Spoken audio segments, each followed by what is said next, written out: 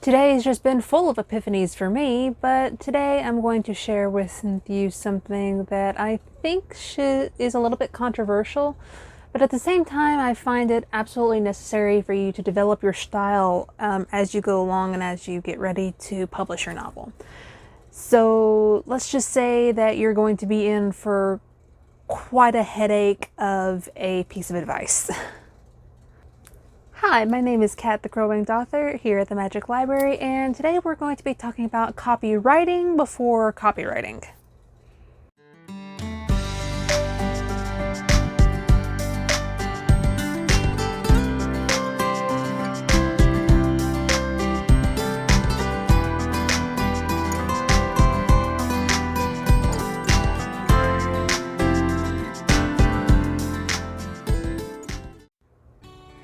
You heard me right. I said copywriting before copywriting. As you can see right here, copywriting is written two different ways. Copywriting right here means that basically you are writing down word for word of a certain text in order to help you develop your style.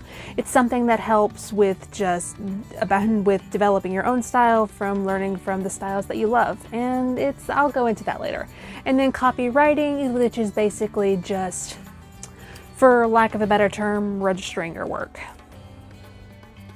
So we're primarily going to be focusing on copywriting, where you're copying down basically certain paragraphs of text from certain sources. And I'm going to relay a little bit on what exactly that means. But before that, I have a very shameless plug that I've got to get out of my head. If you guys like dark fantasy with a little bit of magic, some mysteries, a little bit of romance, vampires all around with a little bit of a twist, and also a villain wanting to overthrow a monarchy because of trauma, then let's just say that I have the book for you. My debut novel, Arborea Lux, is available in stores, primarily online stores. You can get it at Amazon, but you can also get it at Barnes & Noble, Books A Million, Walmart even, and that is just the tip of the iceberg for this wonderful book. Arborea Lux follows the protagonist on a journey through a city ruled by social discourse and a hierarchy that is very toxic to the welfare of the city, and she basically has to go through and find out what happened to the last Aster Blood before her, and what she is given is that she's given little bits and pieces of the mystery as she goes along. She experiences them in dreams, she experiences them in visions, and it's all because of a particular reason why she can do this. She is an Aster Blood, and her heart mark is that of the God's Tree. But you don't really know what that means until later on. So if you guys are interested, I've put the Amazon link down in the description below, and I hope you guys enjoy it.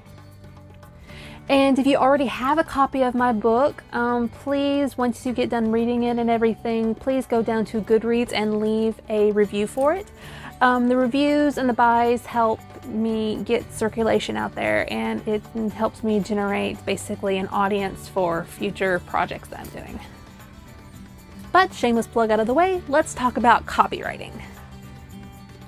Copywriting is a particular exercise that a lot of people recommend to new writers and everything to basically help develop their style. And what this does is that you get used to writing a certain way, and that basically bleeds over into your own style when you start writing your own stories. A perfect example of this is when, for example, if you want to write suspense, you would go to probably, honestly enough, a Stephen King novel, or R.L. Stein's A Midsummer Night's Scream, to basically write that particular style. Each author has their own different kind of style, so whatever books that you like and everything, I would probably recommend copywriting those. And remember, we're talking about copywriting that is W-R-I-T, not R-I-G-H-T. because those two are very, very different. One is a registration with the Library of Congress to make sure that your work can't be plagiarized or claimed by anybody else, and copywriting is an exercise that writers use to basically develop their own style as they're going along. There's a lot of great books out there that you can actually use for copywriting and everything. I actually didn't, but I did do something similar, and it's actually something that I was actually known for in high school and in college. For those of you who probably recall some of my earlier videos when I talked about this, I actually am an avid fanfic writer. Fanfiction in itself is its own kind of copywriting because you are not really writing down from a source you're not directly writing down words from an exact source. You are seeing it through the eyes of an animator, or you're reading it. It depends on what medium you're using. But you're seeing it through their eyes and you're writing down how you think they would have written it. And that in itself is particularly geared towards TV shows like anime, live action TV shows, stuff like that. I tend to do a little bit of both. When I was in high school and in college, I was particularly doing copywriting through the lens of anime, and then here recently I have been doing a little fanfic project for my friend Ellie, who wrote the Necroseme Chronicles, because I just absolutely love that story, and it was so immersive, and it was a good little project to keep my mind going. The typical rule of copywriting is that you don't write the entire book. Definitely don't do that. What you do is that you pick a passage or a paragraph out of your chosen book of source material, and you write it as closest to the original as you can. Sometimes your brain will trick you into wanting to make changes. This is what I call editor syndrome. And I will say this, a little side note here, editor syndrome is particularly dangerous if you are a perfectionist, sort of like me. Editor syndrome is basically when you read through either your own work or even an already published work, and you basically end up going through and being like, this should have been written this way, ooh, ooh, something here would have added a little bit more clarity, stuff like that. It gets very, very old, but at the same time, it also keeps your brain like activated and sort of helps you look for those mistakes. And I know it's really odd to say, but editor syndrome can actually be a little bit detrimental if used in an overextent. If you are a perfectionist, this is a particularly dangerous little syndrome for you. Now, in terms of copywriting and everything, having editor syndrome actually works a little bit to your advantage, because you're looking at a passage of text, and as you're writing it and everything, you typically find that your brain fills in gaps and your brain wants to fill in those gaps on the page. Now, that is okay. That's technically okay. That's what this exercise is for. But when doing it for your own writing later on, it's particularly dangerous because it's stressful. I cannot tell you how many different edits that I did to Arborea Lux before I finally had a product that I was happy with. And that was even after I had published it the first time. I kept going back and making more and more edits and having to update the manuscript that I had uploaded to Ingram Spark and to Amazon KDP. So yeah, let's just say that it is particularly dangerous. Now, true, it did help me out a lot in figuring out what needed to be done, but at the same time, it caused me a lot of stress and a lot of anxiety because I do not like my mistakes being put out on the internet. And particularly not being sold to people who are expecting a book that has such an immersive story. Okay, so let's talk about different tips for copywriting. As I've mentioned before, pick a book that you feel drawn towards. It could be your favorite book, or it could be a book that you've read thousands upon thousands of times. Hyperbolically, of course. Choosing a book that you like to copyright means that you are more likely to adopt that style once you start using this for this particular exercise. So one of the examples that I would actually recommend is that if you like anything like urban fantasy or anything that's just like has a supernatural tone, I would actually suggest copywriting Cassandra Clare's books. Her entire world of Shadowhunters is a very vast and a world that spans over several generations. And it's very interesting to do for example, to go back into the Victorian era and do research on that and basically copyright that as sort of research to see what happens where, and then doing it in the more modern setting of the Mortal Instruments series to do that as well. So that particularly helps out a lot in developing style in different time periods.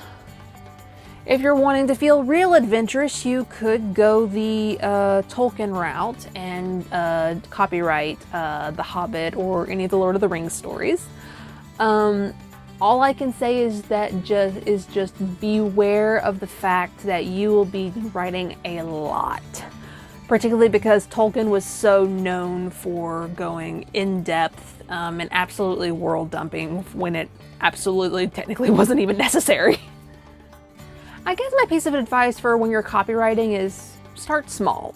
Now true, gravitate towards the books that you like and the style that you like and everything so that you can adopt it and also sort of tweak it to make it your own. But start small. Don't go and buy a whole lot of books with this particular style or this particular genre. Just pick a book that you like yourself and go to town and just like writing, but keep it, I will say this, keep it minimal. I once knew a person who copywrote word for word an entire book, and they didn't change a dadgum word of it. I will not say names here, but I will say this, I think they were a little bit confused as to what copywriting meant. I can't really give you a what are they doing now scenario because I don't know whatever happened to them. I met them in college and it was a one-time meeting and I wanted to touch base with them and everything to see how they were doing, but they just decided to quit. So it's just like, yeah, you see my point.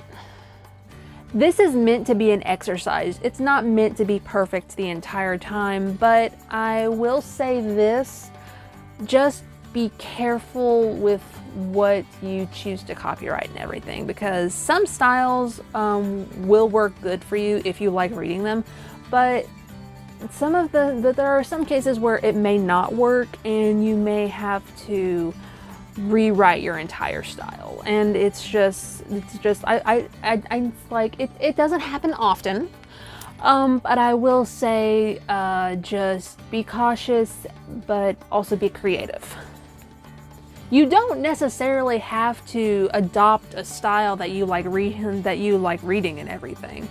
I mean, like, the entire point of this is that you not only adopt the style that you're writing, that you're copywriting from another bit of source material, you're tweaking it to make it your own, and that's where the editor syndrome comes into play. When copywriting, editor syndrome actually helps you a lot because you're analyzing that paragraph of text, and your brain is like, okay, what can we change to make this our own? So it's sort of like doing annotations for a research paper in an AP English course. And annotating is specifically something that I do with my first round of edits because that's how I tell myself this is what I want to change, and this is what I want to add, and this is what I want to subtract. It's all together under one big umbrella, and this is a wonderful way to actually Test your editing skills, whether you have severe editor syndrome where you're overly critical of everything, or you're just making annotations. Doing this while copywriting and everything actually does benefit you to develop your own style. And thinking back on some of the other things I've said in this video, it is probably a little bit contrary, but like I said, the copywriting is sort of a controversial topic. The reason I say it's controversial is that not a lot of people do it in ways that they would expect. I mean, like, technically you do plagiarize from some people to tweak and make your own, even if it's just like a little project that you never are going to have put out in the world. But it is something that basically, yeah. Some people won't copyright because they believe that they don't need help, and that's perfectly fine. You do not have to copyright if you do not want to. But in the grand scheme of things and everything, I don't think I would have gotten anywhere with my writing if I didn't go headlong into fan fiction. Because comparing my writing from back then to comparing to my writing now, I've made huge leaps and bounds, and it's because of these little projects that I did. When I was writing fan fiction, I was copywriting in a way, and if anyone is wanting to copyright, I actually suggest you do write some fan fiction. Write it from your favorite show, your favorite anime, your favorite book series, like I'm doing right now for Ellie Rain's Necroseam Chronicles. It's just, it's an interesting way for you to keep your brain activated, but also to train your brain in what sort of styles you want to write. And that's what's important. You want to develop your style so that you have your own unique voice out there when you decide to publish your book. So I can guess you can say that the moral of the story today is that you develop your style how you want to. Whether you copyright or you don't, it is up to you, but it will help in the long run if you at least try to dabble in it. Now, true copywriting does not mean that you can put this out as your own writing. It's just an exercise. Just an exercise. A little exercise for your brain to get you into what sort of style of writing that you want to do, and basically training your brain to write in that style. But I will not continue for the added expense of sounding like a broken record, so that's the end of the video. If you guys like this video, I hope and pray that you guys will like this video and leave a comment down below, because that really helps with not only the algorithm, but it will help me get more circulation out there. And I want this channel to get to as many people as I can. If you liked this video and want to see more of my content, please subscribe and hit that bell for more notifications, and help me reach my goal of 100 subscribers before the end of the year. I just checked yesterday. I am up to 50 subscribers, and I never thought I would get that far. So I'm very, very excited. True 100 subscribers does not seem like that much of a goal, but I'm just now starting on YouTube, and I'm wanting to it is a goal that is attainable for me. I don't really think I'll meet it before the end of the year, but it's something that I want to try to do to get my reach out there. And if I get more than 100 subscribers or more by the end of the year, I will make an announcement for Patreon and everything, because I am hoping to go independent by either the end of the summer or the end of the year, and I am hoping to make that dream come true. True, I won't necessarily be all the way independent. I'll still be having a part-time job at a soon-to-be open coffee shop here in town, but it is something that will help me at least get a source of income in besides my work as a content creator, as a writer, and also a merch store owner. And speaking of that, I have an announcement about that. I will in fact be opening a store with Printify. Printify is a site that allows one to pull and drop designs down, and basically adds them to hoodies, t-shirts, mugs, cups, and stickers. So I will hopefully be opening up that store soon, and I will be adding that link down to the description below along with that announcement. If you want more updates about videos, about projects that I'm doing, about my life in general, please go down to all of my links below and give me a follow. I have an author page on Facebook, I have a Twitter page, I have an Instagram, and I'm also on TikTok. I do in fact have a TikTok. I'm on Book Talk, and I actually need to do episode 5 for the funny writer memes, but at the same time I actually need to go find writer memes. Because it's some of the ones I want to do I can't use because of the pixel count, and it sucks because some of them are absolutely hilarious, but I am hoping to find some more for everybody, so yeah. I will also be holding another book talk campaign for Arborea Lux to get it out there and everything. I don't know if specifically it will take off, considering it didn't really take off the last time I did it, but I am wanting to put it out there again, and it's something that I want to do. I just really need to get back on the TikTok again, because right now I'm only watching the Hell's Bells series, and that's pretty much it. Thank you guys so much for watching this video and everything. It means so much that you guys are watching my videos, that you guys are liking, and that you guys may be getting something out of this too. If you are following me on Facebook or Twitter, or you are part of my Discord, link down in the description below, and saw what I had put up as a sort of teaser for one of the shirts that I'm doing, I will go ahead and give the quote to you now. Beyond the cover of a book lies a story, and that story and world are just waiting for us to immerse ourselves in the journey. That was a very bad butchering of that quote, but that's a little Lions-ism. So yeah. I hope you guys have a very wonderful day, and I hope you strive to write the way you want to write and the way that you want to read. So have a very wonderful day, and I will see you guys next time here at the Magic Library. This has been Kat the Crow-Winged Author, and just keep writing.